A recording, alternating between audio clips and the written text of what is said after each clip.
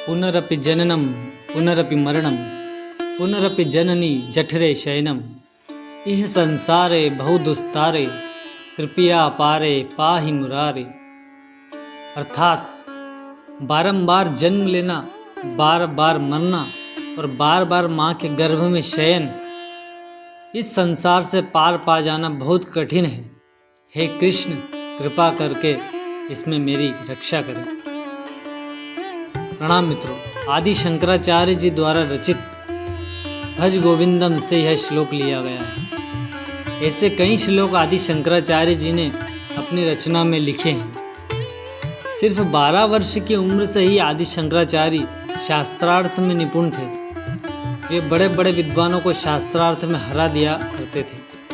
उनसे शास्त्रार्थ में कोई नहीं जीत सकता था। आदि शंकराचार्य ब्रह्म के उपासक थे। वे हर जीव में उसी ब्रह्म को देखते थे। एक बार आदि शंकराचार्य कई दिनों के बाद काशी पहुँचे। काशी में कई लोगों को उनकी प्रेरणा से विधिवत संन्यास ग्रहण मिला और उनकी सेवा करने लगे। एक नवयुवक आचार्य के चरणों में वृद्ध और ज्ञानी लोगों को बैठे देखकर चकित रह जाते थे। यहाँ बौद्ध सन्यासियों से भी आचार्य ने शास्त्रार्थ किया, परंतु शंकराचार्य के ज्ञान की असली परीक्षा होना बाकी थी। एक बार की बात है, मंडन मिश्र नाम के एक विद्वान जो कि अपनी पत्नी के साथ महिष्मती नगरी में रहते थे, जो बिहार के सहरसा जिले का एक कस्बा था। मंडन मिश्र इतने विद्वान थे कि उनके घर का तोता भी श्लोक बाँचता था, और मंडन मिश्र की पत्नी भी, जिनका नाम उभय भारती था, अपनी विद्वता के लिए प्रसिद्ध थी। मित्रों, आचार्य शंकर मंडन मिश्र से शास्त्रार्थ करने के लिए उनके गांव पहुंचे। दोनों के मध्य शास्त्रार्थ होने लगा और इस शास्त्रार्थ की मध्यस्थता स्वयं मंडन मिश्र की पत्नी उभय भारती ने की। आचार्य शंकर ने अपने विषय को स्पष्ट करते हुए कहा कि जीव और ब्रह्म दोनों एक ही है।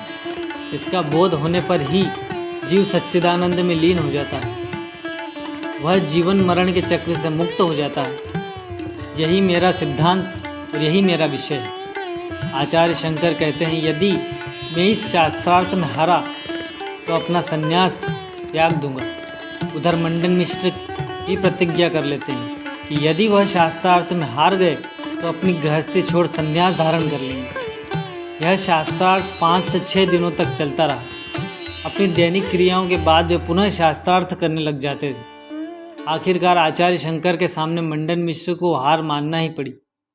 आचार्य शंकर ने ब्रह्म को मन, बुद्धि व सभी इंद्रियों से परे बताया और कहा कि हम उस ब्रह्म को नहीं जान सकते।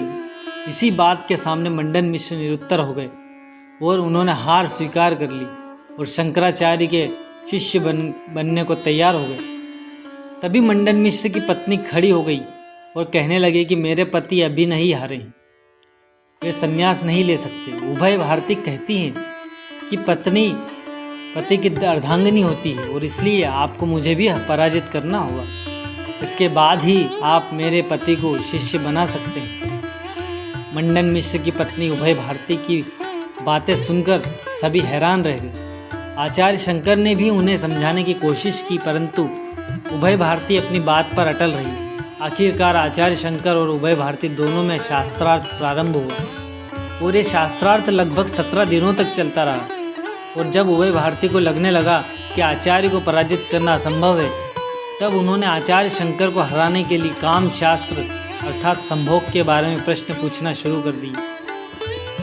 उभय भारती कहने लगी कि स्त्री पुरुष के संभोग में इतनी कलाएं होती हैं, इनकी अलग अलग मुद्राएं कौन सी होती हैं? पुरुष को आकर्षित करने के लिए स्त्री कौन कौन सी विधियां अपनाती है?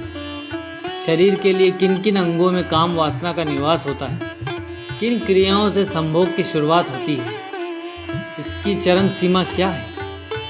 तब आचार्य शंकर कहते कि हे देवी, मैं एक सन्यासी हूँ, एक सन्यासी से ऐसे प्रश्न क्यों? उभय भारती कहती हैं कि क्या काम शास्त्र शास्त्र नहीं है? और आप तो सर्वज्ञ हैं, जितेंद्रिय हैं, तो बताइए आचार्य शंकर, आप काम शास्त्र के प्रश्नों का उत्तर क्यों नहीं दे सकते? आचार्य शंकर ने बहुत सोचने के बाद उभय भारती से कहा मैं प्रश्नों का उत्तर जरूर दूंगा, परंतु मुझे 1 माह का अवसर चाहिए। उभय भारती ने इसकी अनुमति दे दी और आचार्य शंकर वहाँ से चले गए।